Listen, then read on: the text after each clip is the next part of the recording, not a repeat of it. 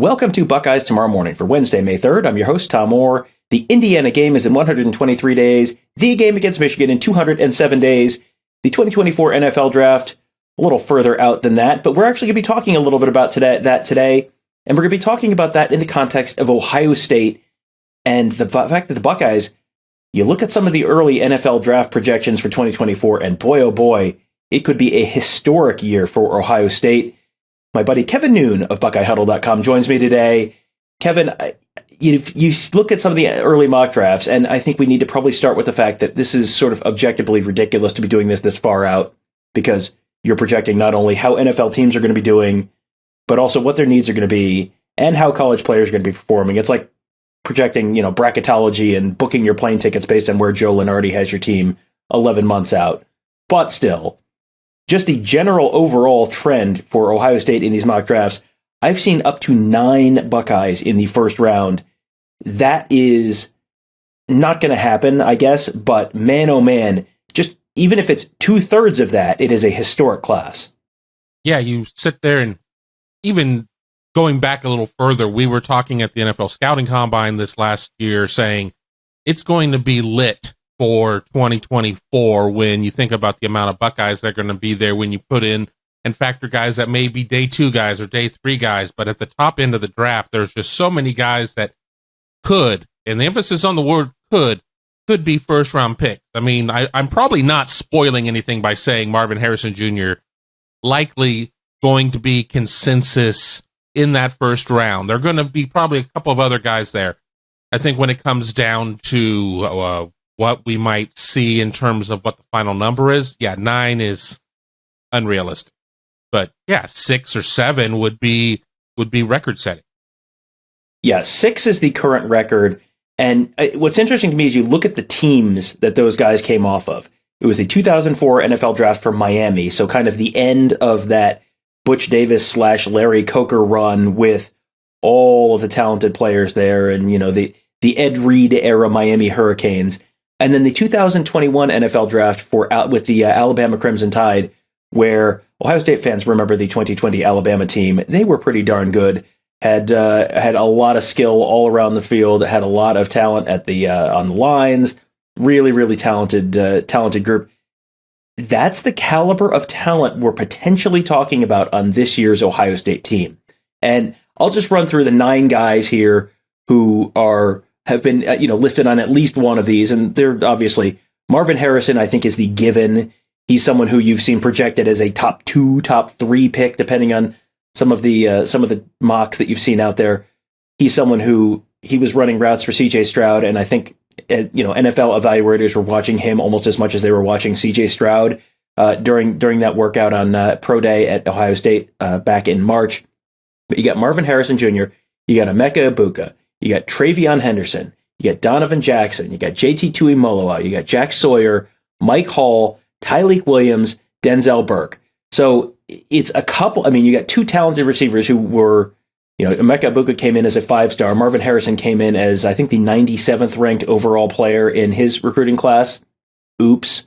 Might have been a miss there. Travion Henderson, a 5-star. Donovan Jackson, a 5-star. I mean, just on the offensive side of the ball, I don't know that you're necessarily getting 4 first-rounders on the offensive side of the ball. They got 3 this year, but you get that. That is a level of talent that is a real testament to Ohio State's recruiting and to Ohio State's development. Absolutely. When you just look at all these offensive guys out there coming off the heels of 3 there, to have a couple more receivers, to potentially have a running back, to have an offensive lineman, if Ohio State doesn't have a special season this year, people are going to lose their ever-loving mind, because this is as talented of a team as Ohio State has had in quite some time. And if they can't put it all together, people are going to freak out. But just with the offensive names right there, they're all guys that you would maybe expect. It's hard sometimes to gauge on an offensive lineman. I think Donovan Jackson could get a lot of credit if the Ohio State offensive line looks pretty good this year, just with all the concerns that people have had and so on and so forth. So it'll be fun to kind of chart that. But Marvin, it's just going to be a matter, is he going to go 2 or 3? Because I think everybody's kind of conceded that it's going to be Caleb Williams going 1. But I don't know. How often do we see a receiver go one in the draft? I think the last receiver to go number one overall was Keyshawn Johnson, I believe. And, anytime you can do something the Rich Kotite era Jets did, you pretty much have to do it. But yeah, he's going to be, I don't know if he's going number one, but he is not going to have to sit around the green room very long next year, would be my guess. Donovan Jackson is, an interior offensive lineman getting picked in the first round. You saw it happen with Quentin Nelson a couple of years ago. I think he went in the top 10 to the Colts out of Notre Dame a few years ago. So that doesn't happen a ton, but so he certainly could be in the first round projection, because whatever concerns people have about the Ohio State offensive line, Donovan Jackson does not seem to be among those concerns. What's interesting to me, though, is you're talking about four guys there. One name we didn't mention is Kyle McCord. Kyle McCord could, he is draft eligible next year. If he starts this year and he follows the typical Ryan Day quarterback track, he could be, after 3 years, could be draft eligible. And if he is, he could be a first round pick as well. That's sort of one of the big questions going into the season, is who's going to, in addition to the offensive line, who's going to win that starting quarterback job and how are they going to play? Boy, if I tell you Kyle McCord is a first round pick, and that's in the 2024 NFL draft, and that's the only information I give you, what are you projecting for Ohio State's season? A lot of wins. A lot of touchdowns, all that good stuff. It will be interesting to see what comes out of all of that. I mean, we know in a lot of ways that one-year starters don't necessarily translate well to the league. But Ohio State certainly has found a sweet spot in terms of developing collegiate quarterbacks and what that ends up turning into. Time will tell. But if Kyle McCord is part of this group, well, then I certainly feel good about where Marvin Harrison and Emeka Egbuka are. I certainly feel good about where all these guys are. I mean, it's kind of silly to think about, there legitimately being 10 candidates to be in the top 32 picks, provided Miami stops cheating and doesn't lose another draft pick or anything like that in the first round. It's a lot to think about. But even the thing is that even if there's these 10 guys that are all being talked about potentially as first rounders, if they're all there and draft eligible, which, Kyle McCord is kind of a little bit of the question on that one, it's not like a lot of these guys are going to slip to the 5th and 6th round. That's kind of unheard of. So a lot going on. Yeah. And then on the defensive side of the ball, man, if you weren't paying attention earlier, I'm going to say the first four names on defense that I have on my list: JT Tuimoloau, Jack Sawyer, Mike Hall, and Tyleik Williams. Here's something those four guys have in common. They were the four members of the 2021 Ohio State defensive line class. I think I'm going to, I'm going to guess that maybe not all four of them end up declaring for the draft, maybe, but just to have four guys in one class, who are at least in this conversation a year out, it feels like this is something that was a class, I think at the time we talked about as, man, this could be one of the best ever in terms of a positional group class at Ohio State. And here we are 2 years in, and it hasn't completely come together on the field. But the fact that you're still potentially having that conversation about that group of four guys, that's pretty crazy. Yeah, we hear, they're missing so much on the recruiting trail defensively. Well, there's something to that, but I think that this is the draft that could turn things around, because if you have two of these guys, if two of these guys go in the first round, there are a lot of programs out there that it's a rare day when they put somebody in the first round. And when we're sitting there going, it'd really be disappointing if Ohio State only put four in the first round. I mean, hashtag first world problems is where we stand on that. But all out of the same class. I mean, certainly, I think if you sit there and you see both JT Tuimoloau and Jack Sawyer in there, that means a lot of things have been fixed in terms of getting home to the quarterback and the pass rush. Obviously, Denzel Burke provides a lot in terms of what might happen with the secondary, and then Mike Hall, probably being, and Tyleik Williams both being, the ones in terms of the defensive tackles. It's crazy. I mean, and look, Ohio State is returning an All-American linebacker, and nobody's talking about a Tommy Eichenberg or where a Steel Chambers could be. And, those are guys that are certainly going to get drafted. I mean, probably not first rounders, but I mean, Ohio State really has a lot of stuff going on at all three levels. Yeah, and Ohio, in case you're wondering, because we keep mentioning these other names, we haven't mentioned Jordan Hancock. Jordan Hancock could potentially be draft eligible with a good year at corner. Georgia had the record in 2022 with 15 players drafted in one class. Ohio State, I think, had 14 one year. But you're potentially talking about that level, and this is one of these things where it's a little like spring ball, where it's like, well, this is everything that happens that's good news is also bad news in a way. If you have that many guys, if you have 6, 7 guys at least in first round conversation this time next year, that's probably great news for the 2023 Ohio State team.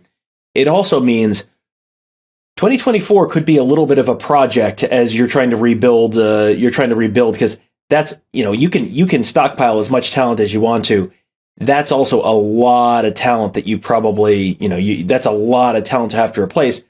I always go back to the late 90s when I think it was the 1997 Buckeyes did not have a player drafted, and in the 1997 NFL draft or 1998 NFL draft, they didn't have a player. Yeah, they didn't have a player drafted, and then you ended up with that 1998 Ohio State juggernaut, and then they had, I think that was the year they had 10, 12, 14 players drafted in the 1999 draft, and you saw that 1999 team sort of fall off the cliff.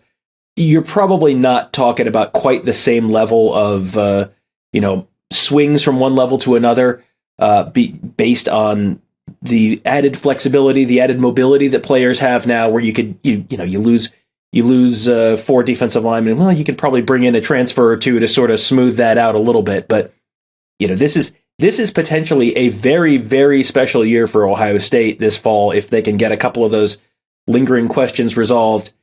And then, boy, 2024 might be you can't tell the players without a program year. Exactly. And, it'll be interesting to see what comes out of that, because you could be replacing your whole defensive line in theory.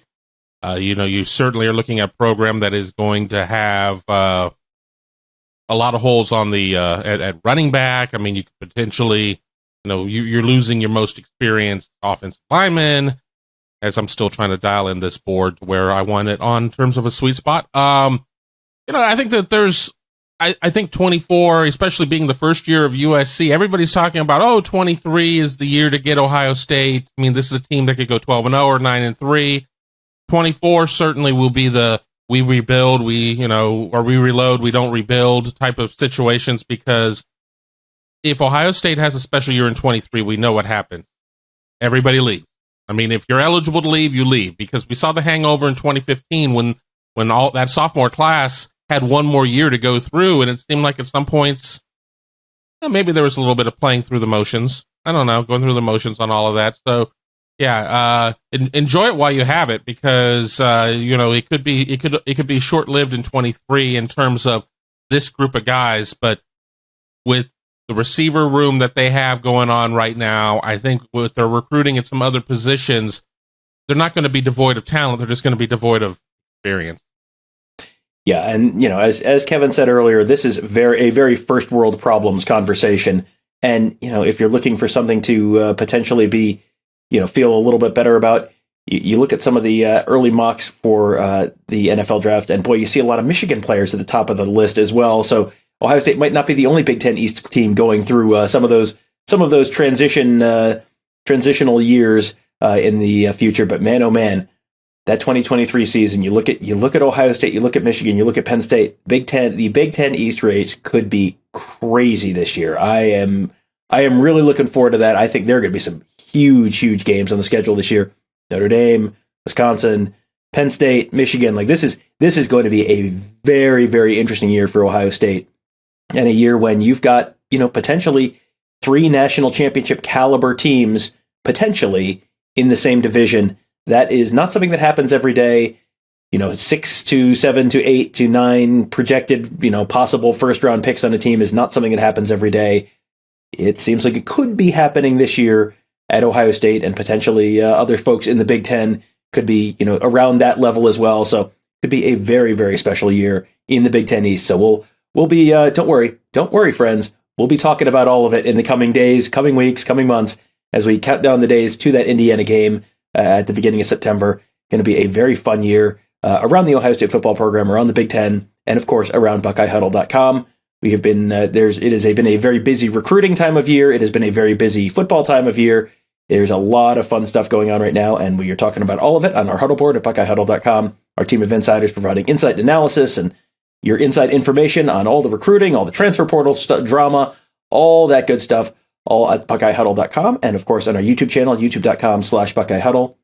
And finally, on our new YouTube channel, youtube.com/@CFB Playbook, college football playbook, youtube.com/@CFB Playbook. Lots of good insight analysis, scheme talk, a little bit of national college football talk, a little bit of NFL draft talk, all that fun stuff, all on that YouTube channel as well. So make sure you are registered, or not registered, make sure you are subscribed there. Ring that bell so you get notified. Again, it's YouTube. It's all free. So check all that stuff out, as well as at BuckeyeHuddle.com. That will do it for today. Thank you guys all for joining us. Have a great day.